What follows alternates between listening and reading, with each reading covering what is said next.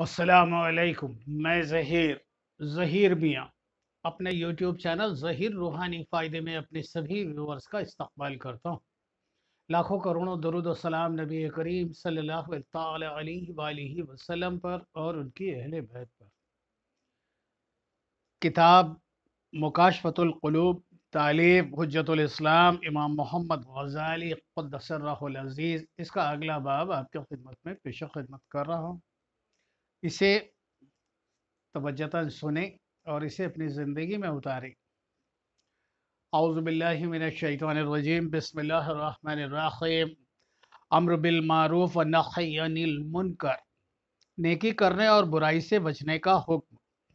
حضرت انس بن مالک رضی اللہ تعالیٰ عنہ کہتے ہیں کہ حضور صلی اللہ تعالیٰ علیہ وآلہ وسلم نے ارشاد فرمایا، جب کوئی بندہ مجھ پر درود پاک بھیجتا ہے تو اللہ تبارک و تعالیٰ اس کی سانسوں سے ایک سفید بال پیدا کرتا ہے، پھر اس بادل کو رحمت کے سمندر میں استفادہ کرنے کا حکم ملتا ہے، اس کے بعد اسے برسنے کا حکم ملتا ہے، اس کا جو قطرہ زمین پر پڑتا ہے اس سے اللہ تبارک و تعالیٰ سونا، اور جو پہاڑوں پر پڑتا ہے اس سے چاندی، اور جو قطرہ کسی کافر پر پڑتا ہے اسے ایمان کی دولت عطا کی جاتی ہے، جیسا کہ فرمان الہی ہے۔ ترجمہ: تم بہتر ہو ان سب امتوں میں سے جو لوگوں میں ظاہر ہوئی بھلائی کا حکم دیتے ہو اور برائی سے منع کرتے ہو اور اللہ پر ایمان رکھتے ہو۔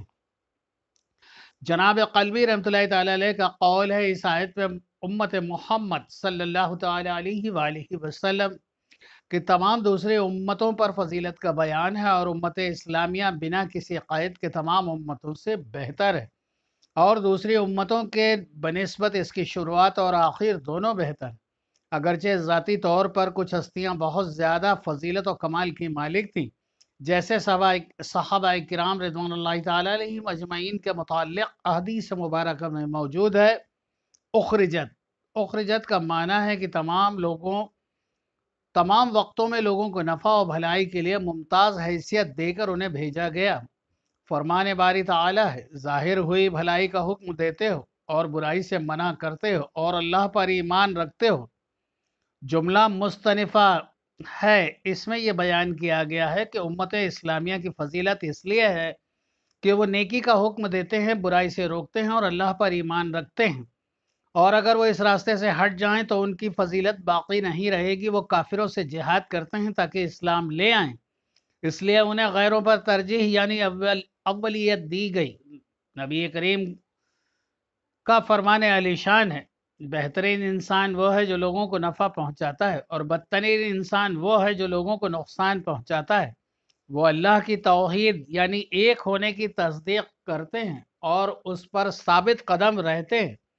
محمد صلی اللہ تعالی علیہ وآلہ وسلم کی نبوت کا اقرار کرتے ہیں، کیونکہ جس نے حضور صلی اللہ علیہ وآلہ وسلم کی نبوت کو نہ مانا اس نے اللہ تعالیٰ کو نہیں مانا، اس لیے کہ حضور کو دی گئی معزز بیان آیات کو اللہ کی طرف سے نہیں سمجھتا۔ فرمان نبوی ہے، تم میں سے جو کوئی کسی برائی کو دیکھے اسے چاہیے کہ بازو کی طاقت سے مٹا دے، اگر اس کی طاقت نہ ہو تو زبان سے، اگر یہ بھی نہ کر سکے تو اسے دل میں برا سمجھے، اور یہ کمزور ترین ایمان ہے، یعنی یہ ایمان والوں کا کمزور ترین کام ہے۔ بعض نے یہ کہا ہے کہ ہاتھوں سے برائی ختم کرنا حاکموں کے لیے، زبان سے برائی کے خلاف جہاد کرنا علماء کے لیے، اور دل میں برا سمجھنا عوام کے لیے ہے۔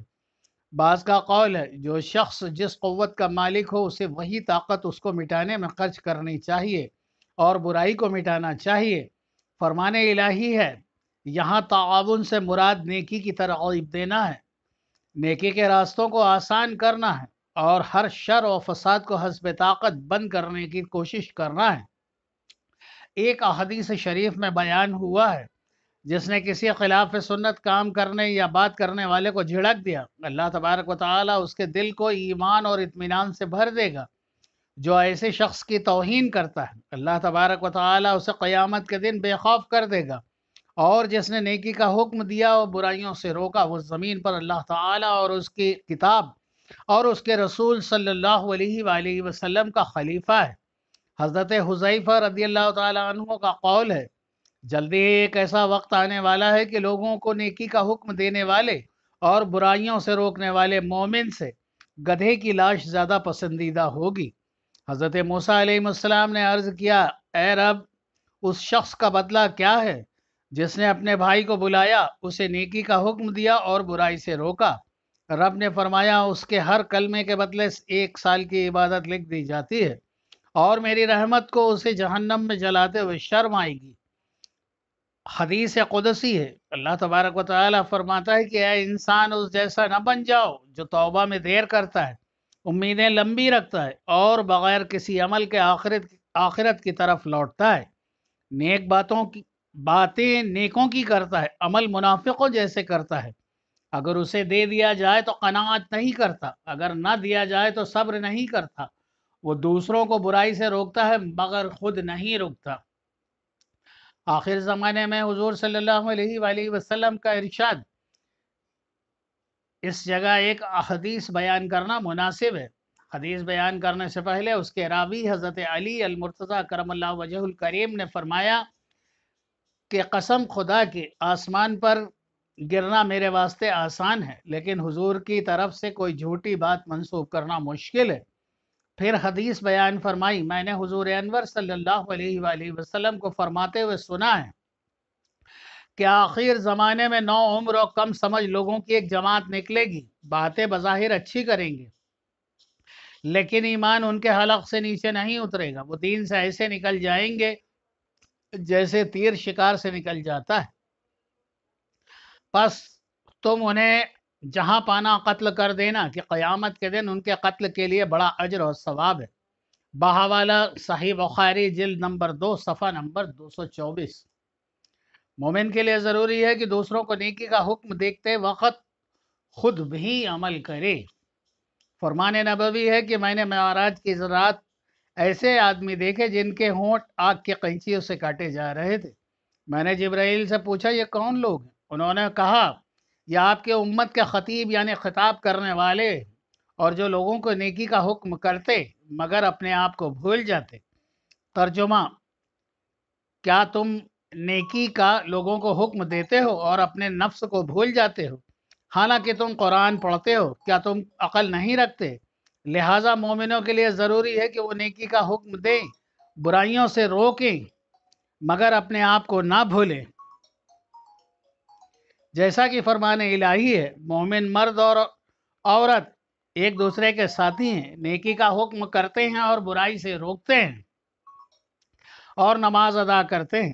اس آیت میں اللہ تبارک و تعالیٰ نے مومنوں کی یہ صفت بیان کی کہ وہ نیکی کا حکم دیتے ہیں۔ اب جو نیکی کا حکم دینا بند کر دے، اس کی تعریف کی ہوئی جماعت میں سے نہیں۔ اور اللہ تعالیٰ نے ان قوموں کی برائی بیان کی جنہوں نے امر بالمعروف چھوڑ دیا تھا۔ حضرت ابو درداء رضی اللہ تعالیٰ عنہ سے مروی ہے، انہوں نے کہا کہ نیکی کا حکم دیتے رہنا اور برائی سے روکتے رہنا، نہیں تو اللہ تعالیٰ تم پر ایسے حاکم مقرر کر دے گا جو تمہارے بزرگوں کا احترام نہیں کرے گا، تمہارے بچوں پر رحم نہیں کرے گا، تمہارے بڑے بلائیں گے لیکن ان کی بات نہیں مانی جائے گی، وہ مددگار طلب کریں گے مگر ان کی مدد نہیں کی جائے گی، وہ بخشش طلب کریں گے مگر انہیں نہیں بخشا جائے گا۔ ام المومنین حضرت عائشہ صدیقہ رضی اللہ تعالی عنہا سے مروی ہے کہ حضور اکرم صلی اللہ علیہ وآلہ وسلم نے ارشاد فرمایا، اللہ تعالیٰ نے گاؤں والوں پر عذاب بھیجا، ان میں 80,000 ایسے بھی تھے جنہوں نے انبیاء کی طرح نیک عمل کیے تھے۔ پوچھا گیا یہ کیسے ہوا؟ آپ نے فرمایا وہ اللہ کے لیے اللہ کی نافرمانی کے سلسلے میں کسی کو برا نہیں سمجھتے تھے اور نہ ہی وہ نیکی کا حکم دیتے اور برائیوں سے روکتے تھے۔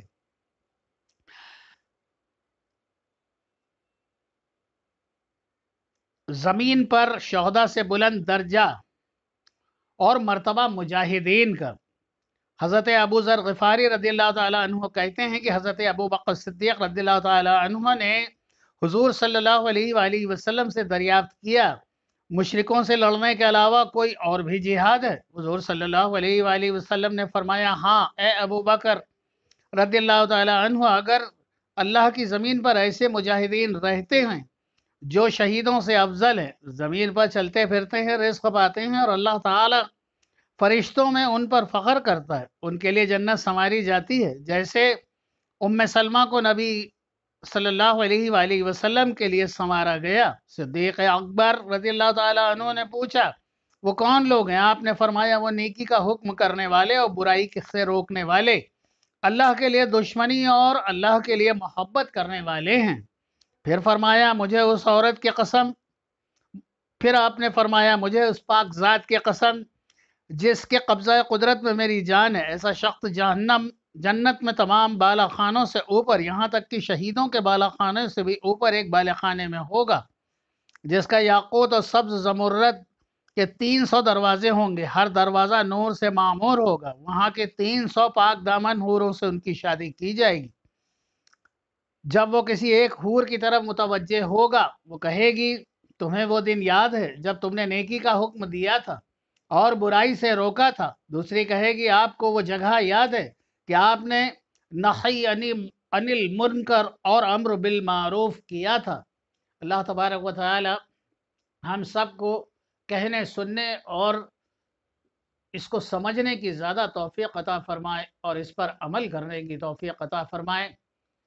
सब्सक्राइब, लाइक, शेयर कीजिए, कमेंट से मुझे आगाह कीजिए। इंशाल्लाह अगली नशिस्त अगले वीडियो में आपकी खिदमत में पेश करूँगा। तब तक के लिए अल्लाह हाफिज़।